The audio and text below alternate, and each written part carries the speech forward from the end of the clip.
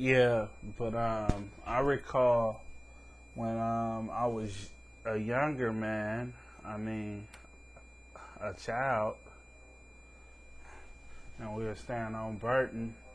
Mines had decided to go out, I believe,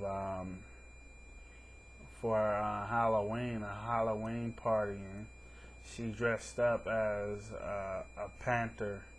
And this is when mom was real young, and she was very beautiful. She was very curvy, and she had a tough shape, and all of that, and all the men and all the women, knew who she was, and they, respected her, and she still got that respect. She's still beautiful,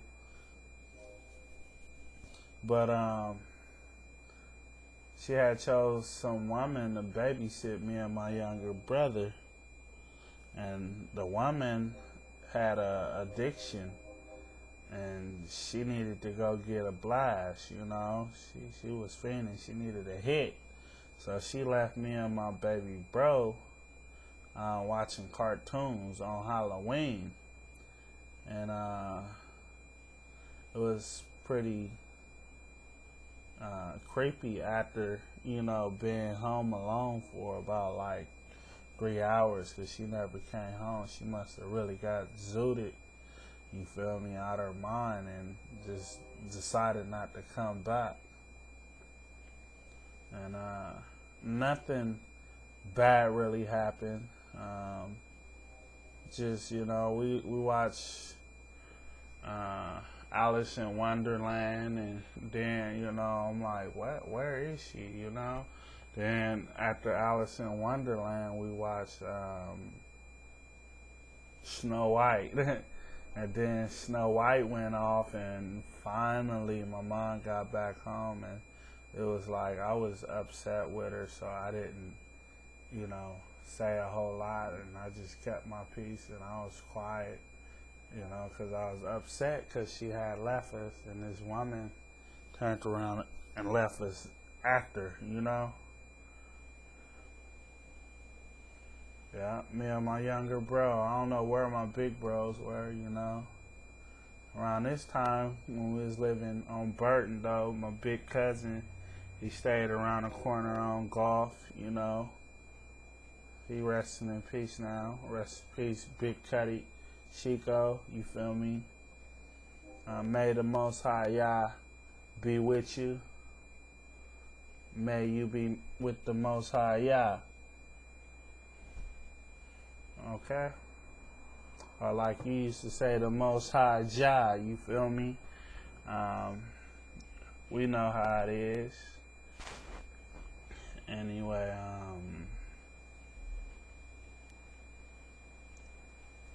growing up in Pittsburgh, you feel me? A lot of people think they know something about the town, Pittsburgh. They Pittsburgh this, Pittsburgh that, and they don't do this, and they don't get down like that, and I don't think a lot of people would have been able to survive the time, I was, living out there, and a lot of people weren't able to survive. It's a lot of people who've been dead and gone for a long time, Dead and gone, been gone. This is a small place, It's very small. You can walk around it, but you better have something on you. Me, go to the next, but went to Village. Remember, I went to Village and Village Elementary. First school I ever went to was Highlands Elementary. The teacher, she had noticed something was wrong with my hearing, so she told my mom she didn't know what was wrong with me, and had them send me into, another school to be, tutored by a teacher who deals with, children with disability. She never told my mom that I was having, hearing problems. And my mom never put two and two together with me having hearing problems. Everybody just assumed that I was, special. And that I am, very special. The Most High, Yah Zillion, you feel me? But,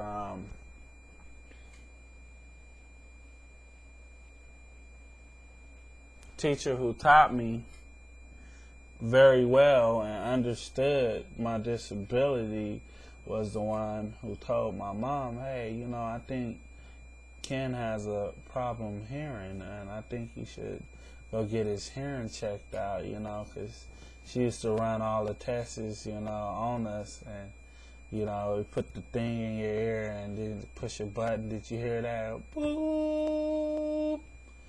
Boom. Did you hear that? Y'all know what I'm talking about. Y'all got to. And we do the hearing test, and she knew something was up with my hearing. I remember, late nights trying to sleep, and all I can hear is,